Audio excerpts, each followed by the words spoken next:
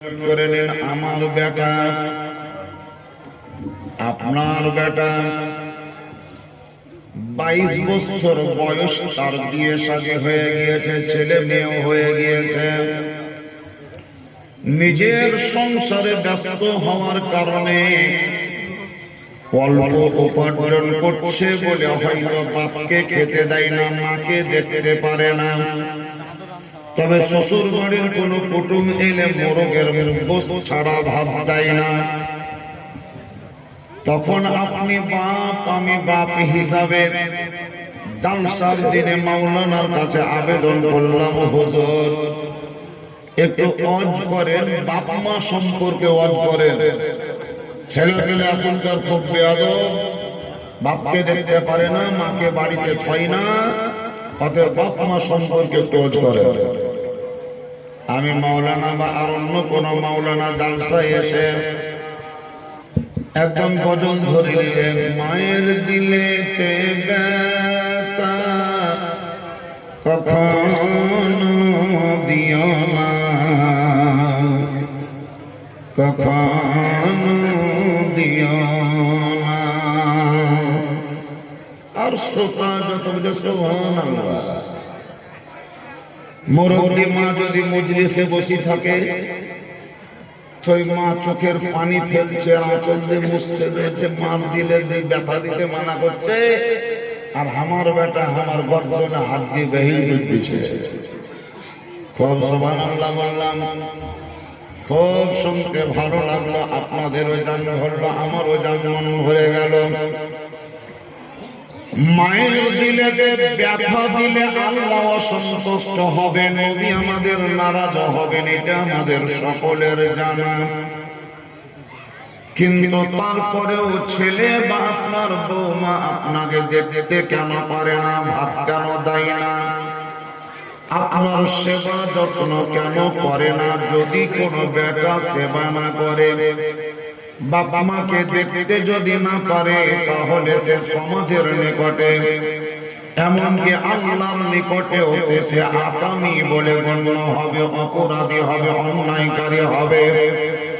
তুমি একজন অন্যায়কারী ব্যক্তি, তুমি তোমার বাপের শ্রদ্ধা করো না, সম্মান করো না, ওকে আসামি করে রেখে দেন। কিন্তু বাপজিরা শোনান, ওই ছেলেটাকে আসামি করার আগে একটা থিওরি নোট করুন। এই দেখেন ছোট ছেলেটা, কথা বলি না, কথা এটা একটা ছোট ছেলে, বাচ্চা ছেলে, এই বাচ্চাটা একটা বাচ্চা ছেলে। আমি যখন স্টেজে উঠলাম তখন সুবহানাল্লাহ সব ছেলেরা আমার হাত ধরলো, মানে সালাম দিল, মুখে সালাম দোকান না দোকান মুখে মুসাফাটা করলো। আরে মুসাফা করতে গিয়ে নিজের মাথাটাকে ঝুঁকিয়ে মুখটা লাগিয়ে আমার হাতে চুম্বন দিয়ে দিল। তালেবুল ইলম এরা জানে যে কোন হুজুরকে সালাম দিলে মুসাফা করে হাত চুমতে হয়, এরা জানে। এরা জানে মানে নিশ্চয় কেউ না কেউ তাদেরকে শিক্ষা দিয়েছে বলেই জানে, নাকি? শিক্ষা যদি না দেওয়া হতো তাহলে কোনো মতেই জানতো না। ওর বড় ভাই হাত চুমে না, কিন্তু এই তালবিলটা হাত চুমছে। এই ছেলেটাকে কেউ শিখিয়েছে, কেউ বুঝিয়েছে যে কোনো মাওলানার সঙ্গে যদি সাক্ষাৎ হয়, দেখা হয়, সালাম দাও, শ্রদ্ধা করার নিয়তে তার হাতটাকে ধরে মুসাফা করে চুম্বন দিয়ে দাও। আপনার বেটা 22 বছর বয়স, ছেলে মেয়ের বাপ হয়ে গেছে, আপনাকে ভাত দেয় না, মাকে দেখতে পারে না, তার কারণটা কি? রোগ কোন জায়গায়? ওর শাশুড়ি শিখিয়েছে তা কিন্তু ভাবিয়েন না, শ্বশুর বাড়ি থেকে শিক্ষা পেয়েছে এটাও মনে করিয়েন না। আপনার বৌমা আপনার বেটাকে ভাঙিয়েছে কেন পাই, ওই মেয়েটার ঘাড়ে দোষ চাপায়েন না। দোষ কোন জায়গায়? আমাদের নবী আকা মুস্তাফা আহমদ মুস্তাফা নবী মুহাম্মদুর রাসূলুল্লাহ, সবাই জোরে বলুন সাল্লাল্লাহু তাআলা আলাইহি ওয়াসাল্লাম বললেন, হে আমার উম্মাতানেরা, তোমরা যারা মুসলমান, ইসলাম ধর্মে দীক্ষিত, কলেমা পড়ে মুসলমান হয়েছে, তোমাদের জন্য আমি নবী নির্দেশ দিচ্ছি, আদেশ প্রদান করছি, শোনো। তোমার জন্ম দেওয়া একটা বেটা, যখন তোমার বেটার বয়স হবে মাত্র 7 বছর, কত বছর বললাম? 7 বছর। মনে রাখেন 7 বছর। নবী বলছেন 7 বছর বয়স যখন হবে, তখন তুমি তোমার বেটাকে ওই সময় থেকে ট্রেনিং দেওয়া শুরু করো। বাপের উপরে দায়িত্ব, ট্রেনিং দাও। কিসের ট্রেনিং দিব হুজুর? নবী বলছেন তোমার বেটাকে তুমি ওযু করার ট্রেনিং দাও। কিভাবে ওযু করতে হবে ওকে হাতে ধরে বুঝাও, কিভাবে গোসল করতে হবে পদ্ধতি শেখাও, জামা কাপড় পরিধান করার নিয়ম শিখিয়ে দাও। তুমি যখন নামাজ পড়তে যাবে তখন তুমি তোমার বেটার হাত ধরে সঙ্গে করে নিয়ে যাও। তবে নামাজ পড়ার আদেশ প্রদান করিও না, কিন্তু পাঁজরে রাখো।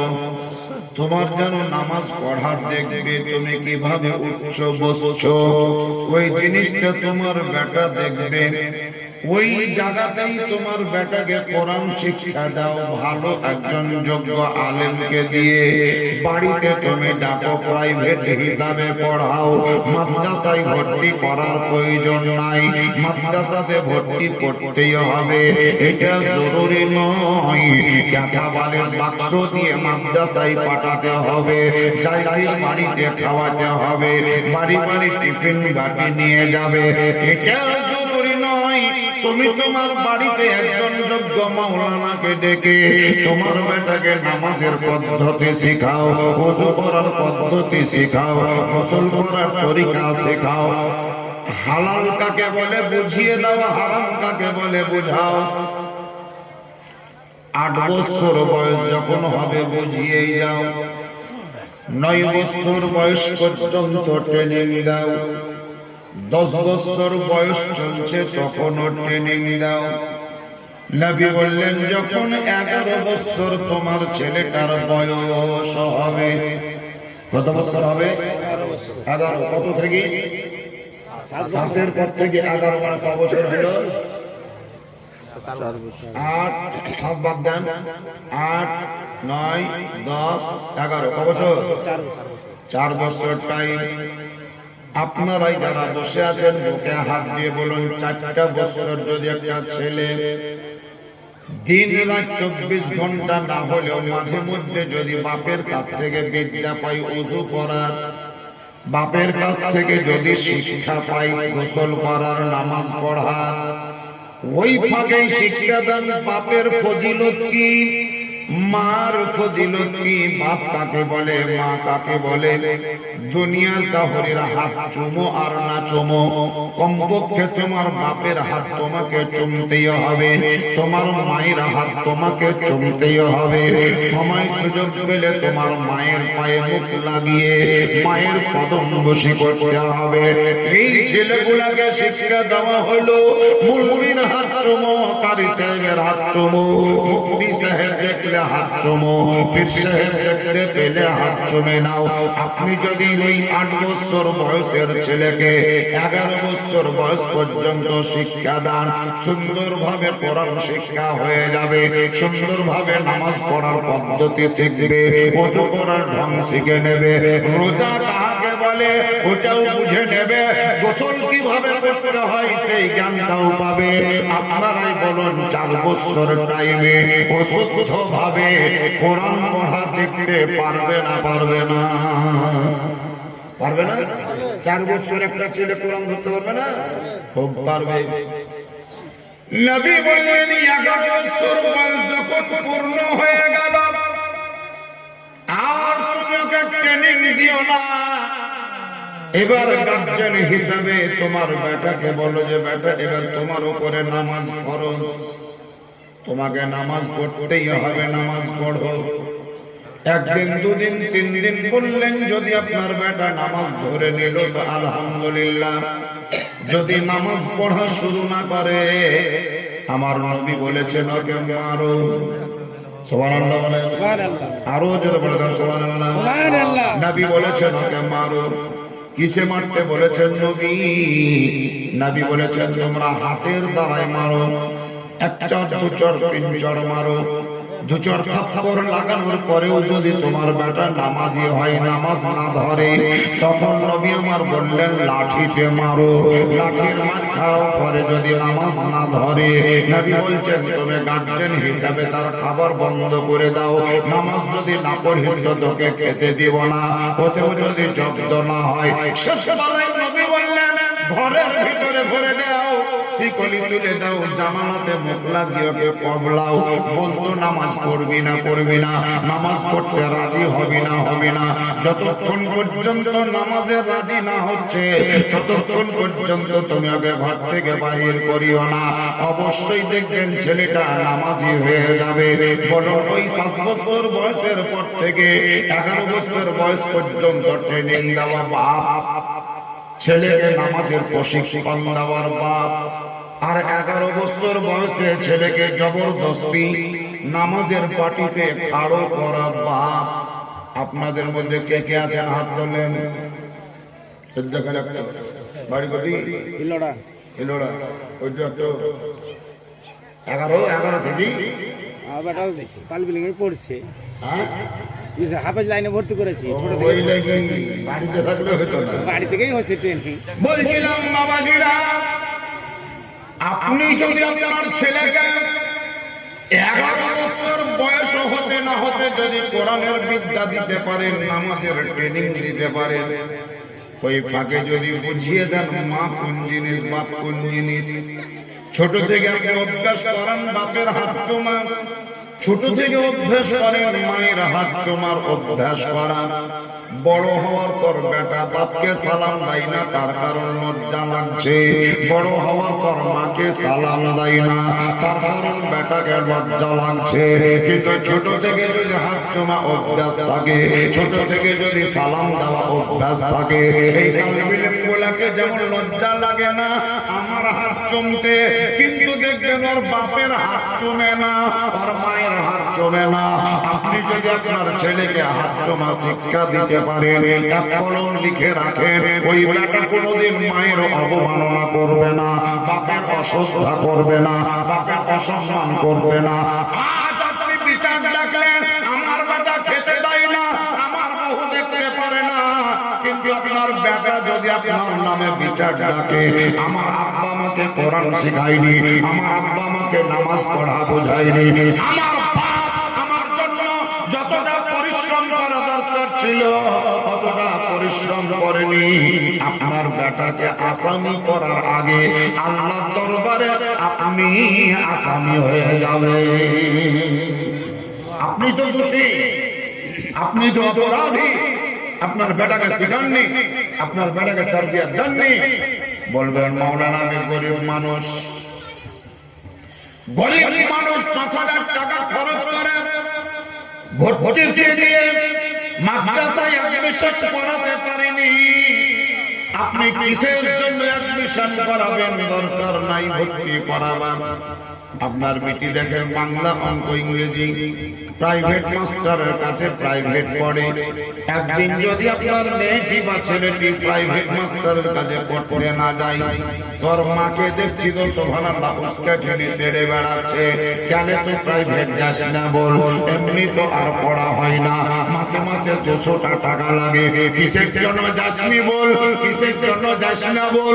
কিন্তু এইদিকে মাওলানা রফিকুল ইসলাম মসজিদের মাইকে অ্যানাউন্স করছে, পঞ্চহারের মা বোনদেরকে বলছি আপনারা ছেলে মেয়েকে মসজিদে পাঠিয়ে দেন, সকালে যদি পাঠান তবুও পড়া হবে, বেলা 10টাতে পাঠালেও পড়া হবে, জোহরের পরে পাঠালেও পড়া হবে, আসরের পরেও পাঠালেও হবে, মাগরিবের পরে পাঠালেও বাধা নাই, এশার নামাজের পর পাঠালেও বাধা নাই।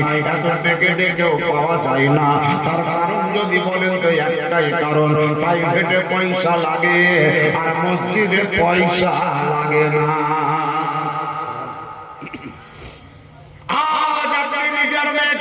শিক্ষা দিলেন না, ছেলেকে বুঝালেন না, বিয়ে দেওয়ার পরে বেটা আপনাকে ভাত দেয় না, মৌলবীর কাছে গেলে দরখাস্ত করছেন। যদি দরখাস্ত করতে হয় তাহলে জাজি গ্রাম হাই স্কুলের হেডমাস্টারকে দরখাস্ত করেন না, পাইপুর হাই মাদ্রাসার হেডমাস্টারকে দরখাস্ত করেন, পাইপুর হাই স্কুলের হেডমাস্টারের কাছে দরখাস্ত করেন। তার কারণ আপনি তো ওদের আন্ডারেই পড়িয়েছেন, ওরাই তো পড়িয়েছে, ওরাই তো বুঝিয়েছে, আমি তো বোঝাইনি, আমি তো কোনোদিন আপনার বেটাকে পড়াইনি। কলেজের অফিসার পড়ালো, কলেজের আপনার প্রিন্সিপাল পড়ালো, কলেজের মাস্টাররা পড়িয়েছে, আপনার বেটা ভাত দেয় না তো আমি কি করব? আপনার বেটা আপনাকে দেখতে পারে না তো আমি কি করব? কলেজে গিয়ে দরখাস্ত করা দরকার, হাই স্কুলে গিয়ে দরখাস্ত করা দরকার। আমার কাছে দরখাস্ত আপনি কেন করছেন? বাবজিরা,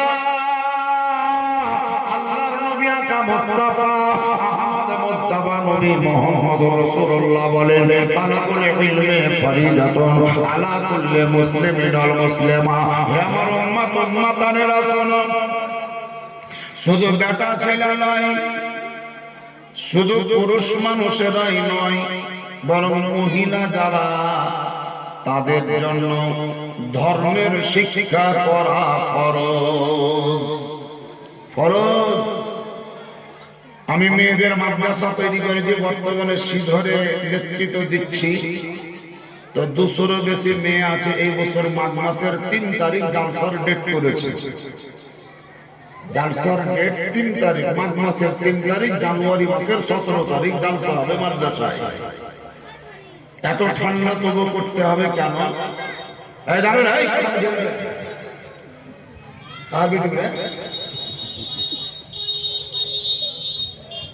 তো মাঘ মাসের কনকনে ঠান্ডা, 3 তারিখ তবু জালসার ডেট। কারণ একটাই যে ফাল্গুন মাসের 17 তারিখ থেকে রোজা শুরু, মাঘ মাসের 25 তারিখ থেকে মাধ্যমিক পরীক্ষা শুরু। এই গড়ে মেলে দিন খুঁজতে খুঁজতে শেষ বেলায় মাঘ মাসের 3 তারিখ, জানুয়ারি মাসের 17 তারিখ রোজ শুক্রবার ডেট ফিক্স করলাম। মুফতি জুবায়ের হোসেন মুজাদ্দিদি আর মুফতি জাহাঙ্গীর হোসেন ভাইরাল বক্তা খুব চলছে এখন পশ্চিমবঙ্গ মাতুয়ারা, এই দুইটা মুফতিকে দাওয়াত করে দিয়েছে, আপনারা আসবেন।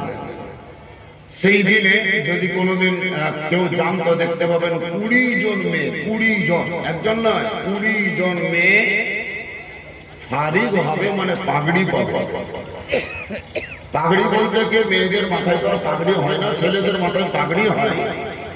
তো ছেলেদেরকে, মেয়েদেরকে বোরকা দেওয়া হয়, ওড়না দেওয়া হয়, চুড়িদার দেওয়া হয়, আর মাদ্রাসার তরফ থেকে সার্টিফিকেট দেওয়া হয়। কিসের ফারিগ?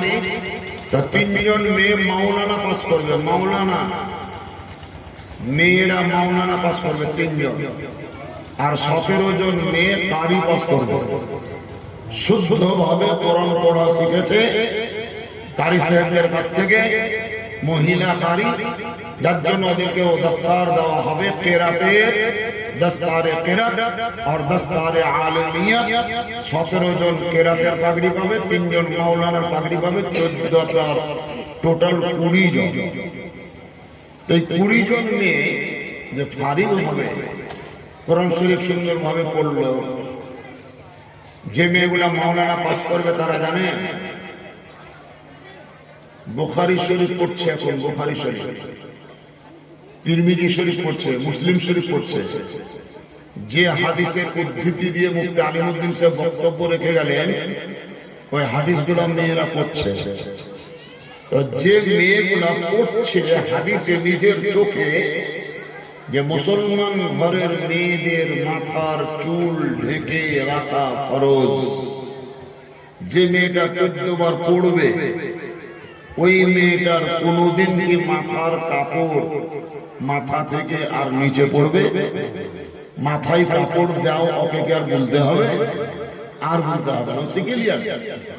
হাদিসে দেখা যায়, কোরআনের তাফসীরে দেখা যায়, ও পড়ে বুঝলো যে মাথার কাপড় ফেলতে হয় না। কোনো বেটা ছেলের সাথে আর কি ফাজলামো ঠাট্টা করতে হয় না, কাউরে হাত ধরে টানাটানি করতে হয় না। বিড়ি বাঁধো পর্দার সঙ্গে, কিন্তু মুন্সির সঙ্গে ওই পাকার ফোড়ানি টানা হিজড়া করিও না। और বিড়ি ঢাকিতে যাই তুমি বিড়ি সাজেই দিও না, এগুলো করছে সব, এগুলো নিষেধ। তাহলে ওই নিষেধ বাণী যখন করছে ও, তখন নিশ্চয় ওই পথেও চলবে না আর পা পিছলিবে না। আর আপনাদের বহু, আপনাদের বিটি, আপনাদের স্ত্রী, আপনারা বলছেন যে হুজুর একটু বকি দেন। বর্তমানের বহু বিটিরা খুব বেড়া, খুব বেড়া, খুব বেড়া। এরা মাথায় কাপড় তো দেয় না, এমনকি আর পিঠের কাপড় সুদ্ধা থাকে না, একটু বকি দেয়। আপনার স্ত্রীকে আমি বকবো কেন? আপনার বৌমাকে আমি বকবো কেন? আপনার বিটিকে আমি শাসন করব কেন? আপনি শাসন করার মালিক, আপনাকেই করতে হবে। কিন্তু শোনেন, যে সমস্ত মেয়েদের পিঠে পেটে কাপড় থাকে না, মাথায় কাপড় থাকে না, ওরা যদি সেই ইলিম পেত, বিদ্যা পেত, হাদিসটা পড়তো, সেই জ্ঞান যদি তার অন্তরে থাকতো, তাহলে ওকে বলার প্রয়োজন হতো না, বরং নিজে আরো 5টা মহিলাকে শিক্ষা দিত। বর্তমান আমাদের সমাজ পিছিয়ে থাকার মূল কারণ হচ্ছে আমাদের সমাজে শিক্ষা কম। শিক্ষা কম। কোন রকম 4টা ছেলেকে তালবিলিম হিসাবে পাচ্ছি, পঞ্চহর থেকে দেখছি তো 3টা ছেলে তালবিলিম, কামারপুরে দেখছি তো 6টা ছেলে তালবিলিম। ওই 6টা ছেলে আবার কোন গালা, যেগুলোর ব্রেন বুদ্ধি কম, ব্রেন কাঁচা, কোনটা বা হয়তো এক চোখ টেরা, কোনটা বা একটা ন্যাংলা, কেউ আবার এমনি বোকা, কাজ কম তেমন পারবে না। ওইগুলাকে সব চাইতে ব্রিলিয়ান্ট যে ছেলেটি, তাকেই ওই লাইনে দেওয়া উচিত। তার কারণ ইতিহাস বোঝা যত সহজ, অঙ্ক বোঝা যত সহজ, বিজ্ঞান বোঝা যত সহজ, হাদিস এবং কোরআন বোঝা অত সহজ নয়।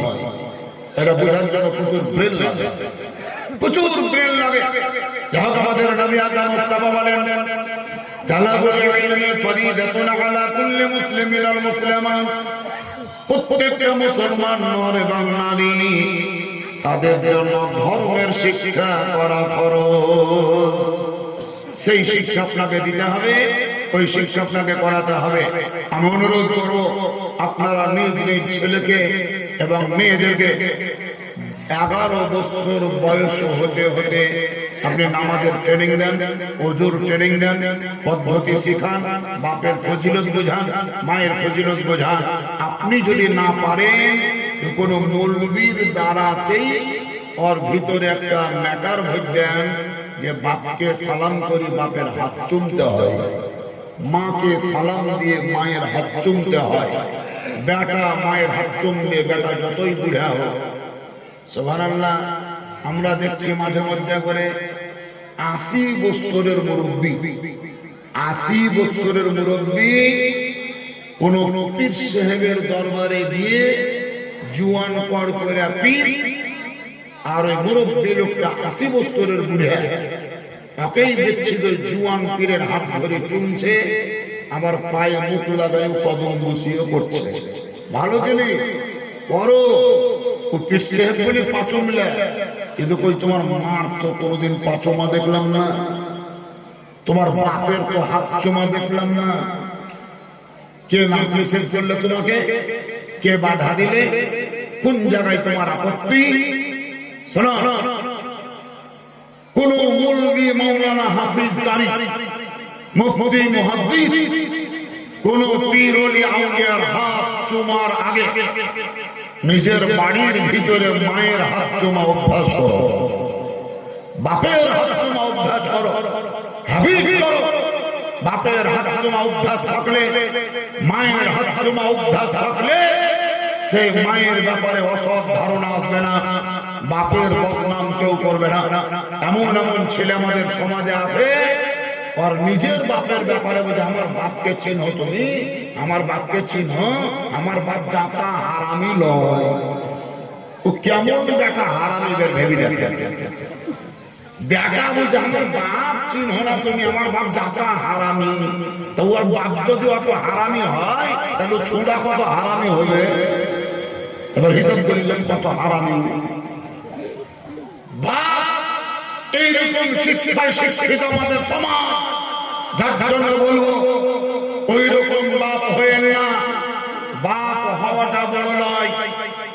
গরু ছাগল ভেড়াও বাপ হয়। মা হওয়াটা বড় কথা নয়, অনেক বিড়াল কুকুরও মা হচ্ছে, গর্ভে সন্তান ধারণ করে। আপনাদের মতন মেলা গরু ছাগল ভেড়াতে সন্তান জন্ম দিচ্ছে, সেও বাপ আপনিও বাপ, তারাও মা আপনিও মা। কিন্তু আপনি বাপ হয়েছে হওয়ার কারণে আপনার ছেলে মেয়েকে উপযুক্ত ধর্মীয় শিক্ষা ওই 11 বছর বয়সের মধ্যেই দিতে হবে।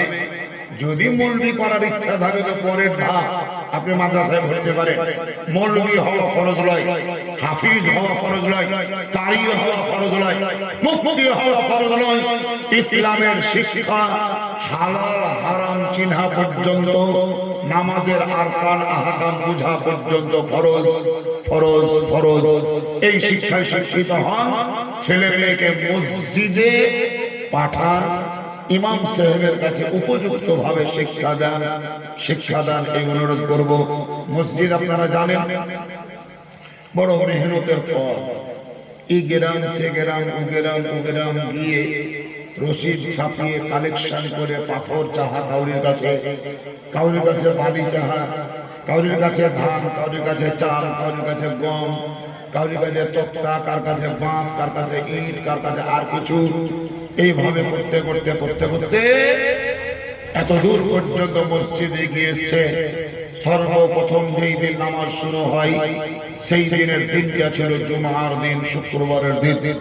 সেই শুক্রবারের দিনে যদিও নামাজ আমি পড়াইনি, হুজুর মুফতি শাইখুল হাদিস মরহুম মুজাহিদুল কাদরী সাহেব পড়িয়েছিলেন, কিন্তু তিনার নামাজ শুরু হওয়ার আগে মাত্র 8 ঘন্টার মতো সময় নিয়ে একটু বক্তব্য রেখেছিলাম। এই মসজিদে কেউ 5,000, কেউ 10,000, কেউ সুবহানাল্লাহ ফ্যান, কেউ আর কিছু ইত্যাদি দান করেছিলেন। যারাই দিয়েছিলেন তারা আশা করা যায় প্রায় পরিশোধ হয়ে গিয়েছে। আপনাদের ক্ষুদ্র ক্ষুদ্র দানে, মুসলিমীয় দানে এই মসজিদ নির্মাণ হয়েছে। আল্লাহ তাআলার মসজিদ। আপনি যদি মসজিদে 5টা টাকা খরচ করে যেতে পারেন তাহলে নিশ্চয়ই আপনি লাভবান হবেন। এই ফাঁকে আমার আপনাদেরই দেওয়া টাকাতে কয়েক কড়াই বিরিয়ানিও রান্না করতে হচ্ছে। ওই যারা যদি না করতাম তাহলে হয়তো আপনাদেরকে পাওয়া যেত না, মা বোনরা হয়তো আসতো না। যার জন্য ওগুলো করতেই হয়। আমাদের চলতি হয়ে গেছে, চলতি হওয়ার জন্য ওটাও মসজিদের খরচ, মাইক ভাড়া করেছে এও মসজিদের খরচ, প্যান্ডেল সাজিয়েছে এটাও মসজিদের খরচ, আপনারা বসে আছেন যে চটের উপরে সেটাও মসজিদের টাকা খরচ করেই বলা হয়েছে। যে লাইট জ্বলছে সব মসজিদের টাকা খরচ। ওইদিকে আপনার রাস্তাতে প্যান্ডেল, আপনার গেট, রান্নাশালে প্যান্ডেল, সব মসজিদের ফান্ড থেকে খরচ করা হচ্ছে। মসজিদ টাকা পাবে কোথায়? এটা তো ওয়াকফ বোর্ডের মসজিদ নয়, আপনাদেরকে দিতে হবে, আমাদেরকেই দিতে হবে। তাই বলছিলাম না, অন্যান্য বৎসরের মতোই এই বৎসরও আপনারা টুকটুক করে আস্তে আস্তে নাম কয়টা লিখিয়ে দেন। আমাকে বেশি খাটায়েন না, একই কাজের জন্য বারবার খাটতে ভালো লাগে না। একদম তাড়াতাড়ি উঠেন আর ধরফর করে ছটছট করে নামটা লেখাই না। আমি কয়েকটা নাম দেখবো, যখন দেখবো যে 2 লাখ পুঁজি গেছে, কি আমি করে দেবো, জালসা শেষ করে দেবো, আপনাদেরকে বিরিয়ানি খাওয়াই। তো প্রথমে